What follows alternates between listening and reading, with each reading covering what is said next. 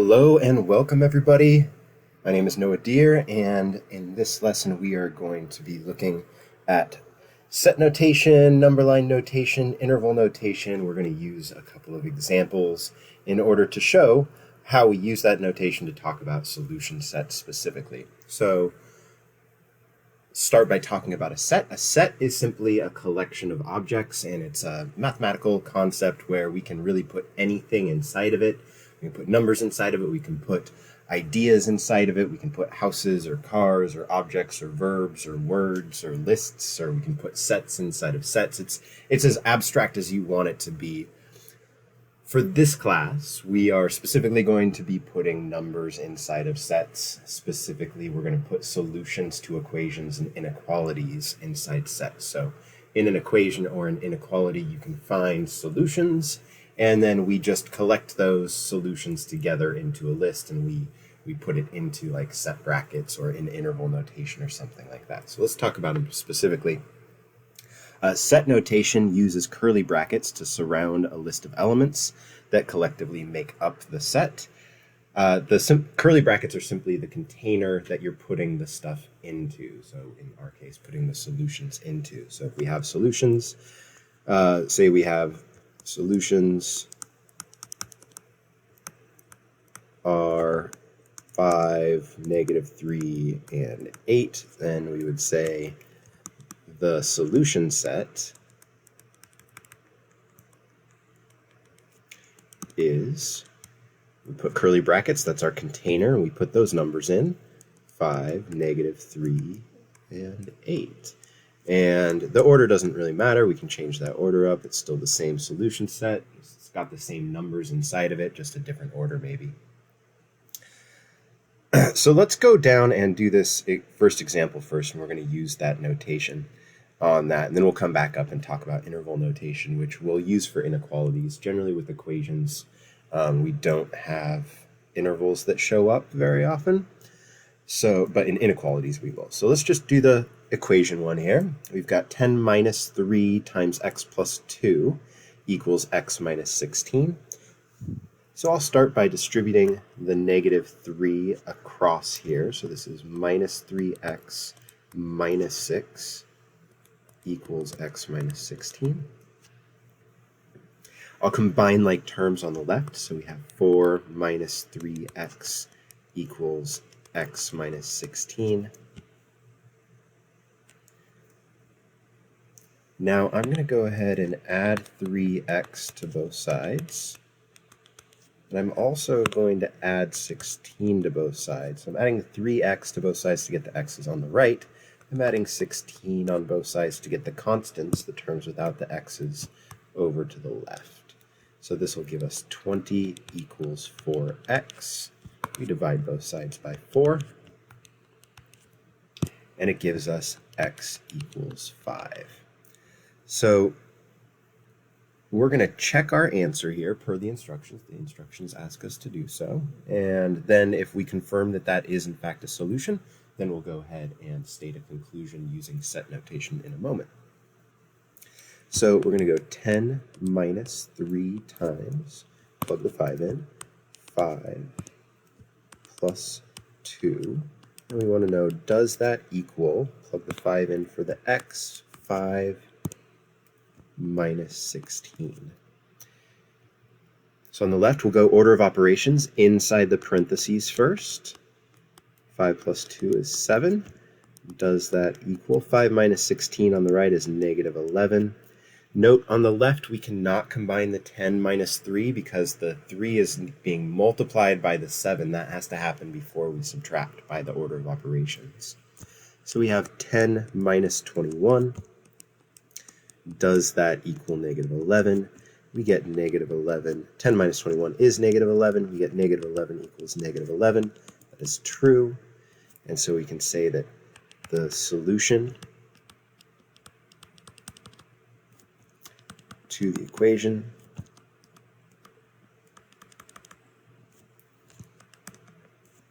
is 5.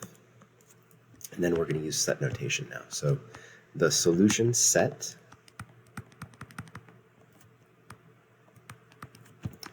is is the set containing the number 5. So 5 is the solution.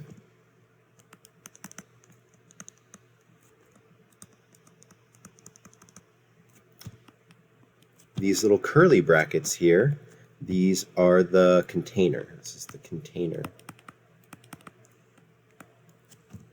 Right? And inside of that container are the solutions. So the set is not the solution. What's inside the set is the solution. So the analogy I like to make is that is the difference between a silverware drawer and the silverware itself. Right? We have different containers. We name them by what is inside of them. So a solution set is a set with solutions inside of it. So, like what's inside is what matters. The curly brackets are just a container. And the reason we do that is the same reason that we don't throw silverware all over the place. It's just this language that we've designed. It's just the notation we've designed as the place where we put solutions. And this is the phrasing that you guys need to be using as you write your answers, as you're going to say the solution set is, you write the curly brackets, you put the solutions inside of those curly brackets, and then you put your period, right, to end your sentence.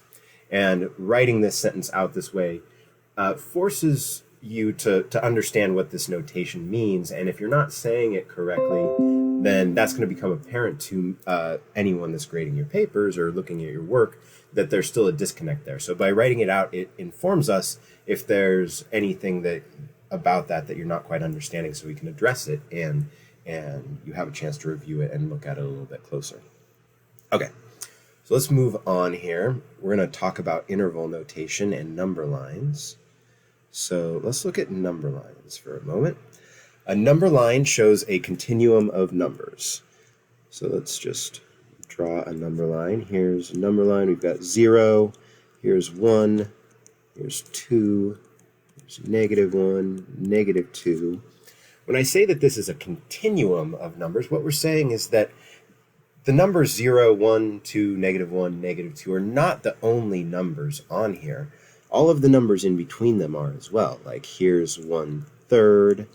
About here we have the square root of 2. So we have fractions. We have like irrational numbers that can't be written as fractions in there. We have all of the decimal numbers. Like here's -0.85, for example.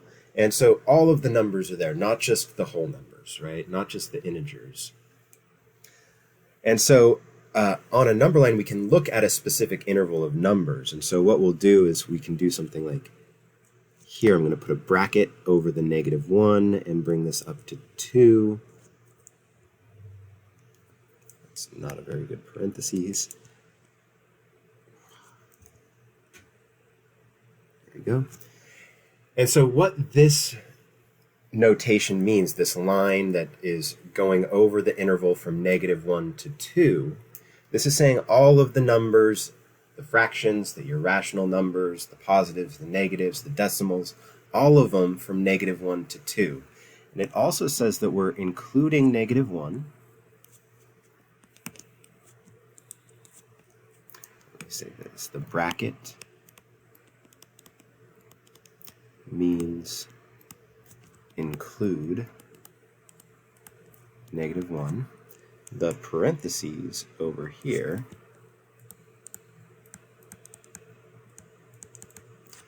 means to exclude,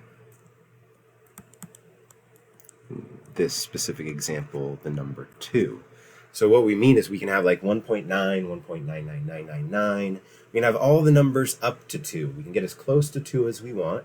And there's an infinite number of numbers between 1 and 2. And we can keep getting closer, right? If I get to 1.99999, there's still more between that and 2. There's 1.999999999, and so on and so forth. So we just say we can have everything up to 2, but not including 2. And then on the left side there, we have everything up to and including -1. So we do include the -1 when we put a bracket there. So the bracket means including that number, parentheses means excluding that number. All right, so then the interval notation is also used. So this is the number line notation that we just went over, right? This is used to describe an interval of numbers where you have the number line showing all of the numbers in a continuum, and then you just put an interval, a line over the numbers that you're talking about, and then use the parentheses and brackets.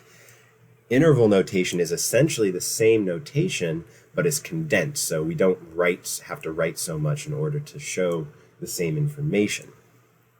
So we're still going to use it to describe a continuum of numbers between two given numbers. So for this previous example I was showing, we would take that, and to write that in interval notation, we just put a bracket, -1, comma, 2, and then a parentheses. And this means all the numbers from -1 to 2, including -1 because of the bracket, and excluding 2 because of the parentheses. So it means the same thing as that number line, just in a condensed notation.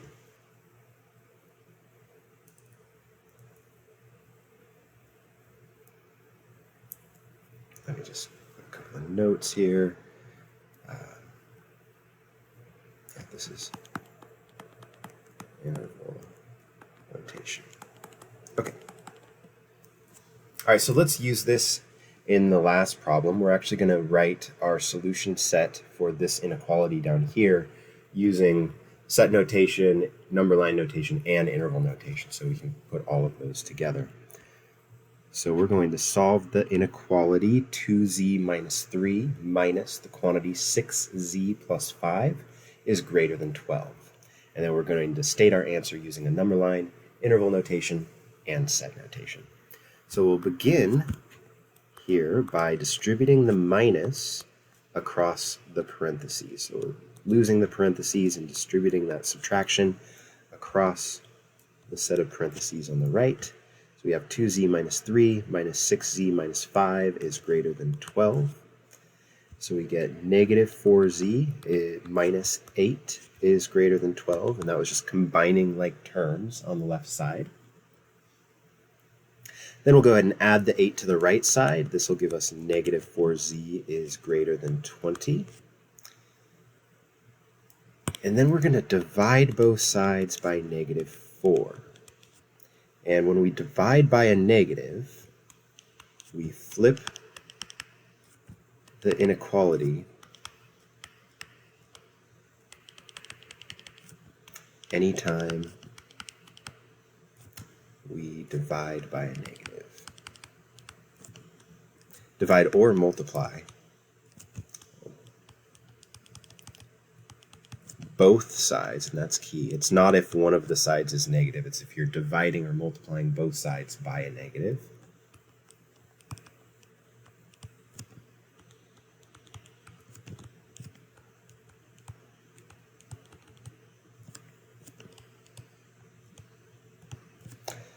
I'll explain that more in a second, like where that comes from, why we do that. It's kind of it's important to know the why we do things, right? We don't want to just take mathematics for a set of rules.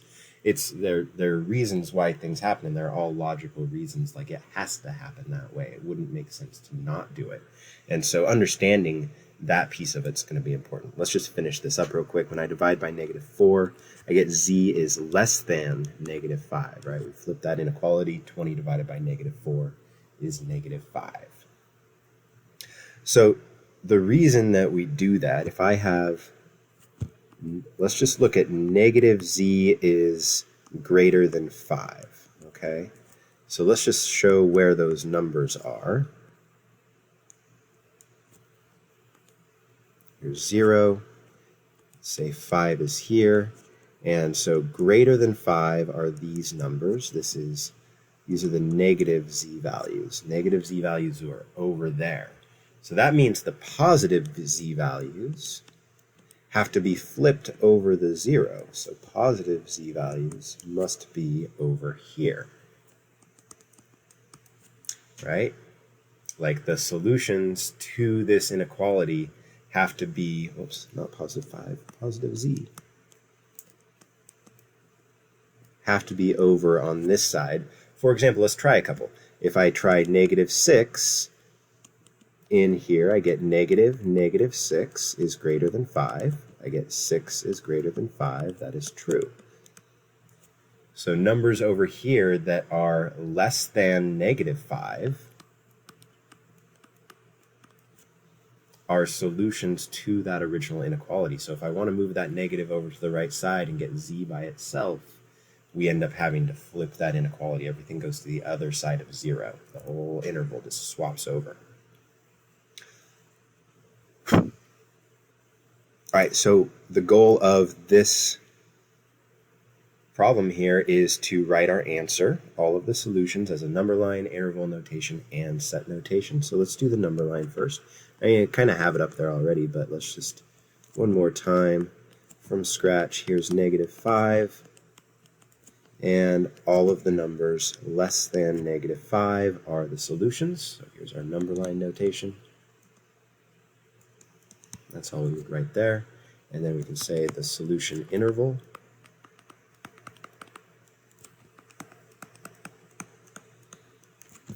is, we're going to say -infinity to -5. And we go left to right, small number to bigger number, right? So this has to go in that order. -infinity is everything out to the very left. So this arrow on the number line that points out to the left, that's pointing out to -infinity. Keep in mind, -infinity is not a number. It's not a solution to the equation. It's a concept just saying that we're going out in the negative direction for forever. We're never going to get there. We're not going to say that -infinity is a solution. We just keep going in that direction. And so we use a parentheses around infinities always. We never use a bracket. Always use parentheses around infinities.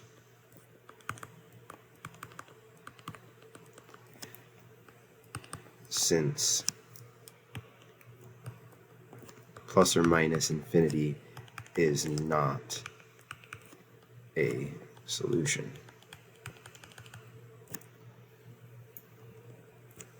All right, and finally we need our set notation. So the solution set, actually I'm going to write this over to the left. We're going to need a little more space. So the solution set is, so we're going to open up the curly brackets, and this is a sentence. This is a complete sentence structure. This reads, the set of z values, and this bar, I'm going to draw a vertical bar. This means such that, and then we just write z is less than -5. And then we close the curly brackets. The reason we're doing this is like, wait, hold on, why do we have this complicated notation all of a sudden? Well, we have an infinite number of solutions. All of the numbers less than -5 are solutions to this inequality. And so we can't list an infinite number of solutions. I can't write like -6, -7, -8. Well, there's the decimals in there. There's all of the fractions and square roots and all of the irrational numbers. And we can't list all of those numbers in any way other than just saying the numbers less than -5. I mean, that's the easiest way of saying that. And so we do that using this formalized set notation. It's a language. It's a notation that's used to communicate the same thing in a meaningful way to everyone that reads it. And so this is how we read this. The set of z values such that, that's probably your newest one here, that's a such that bar, z is less than -5. And so you are expected to use and learn and know how to read and write set notation, interval notation, and number line notation. So don't skimp on this. You really are expected to be able to use all three. At the beginning here, I'm going to be asking you to use all three notations all the time until I see that you're used to it. And at a certain point, you'll be allowed, allowed's a strong word, you will get to make the choice for yourself on which one to use based on what makes the most sense for a certain problem, where you won't be using all three in practice moving forward. But we want to practice all three now so that you can choose and and that you're empowered to use whatever makes the most sense in a given scenario. All right, this has been a long one. Thanks so much for watching. Definitely go and do the Now You Try problems on your own now.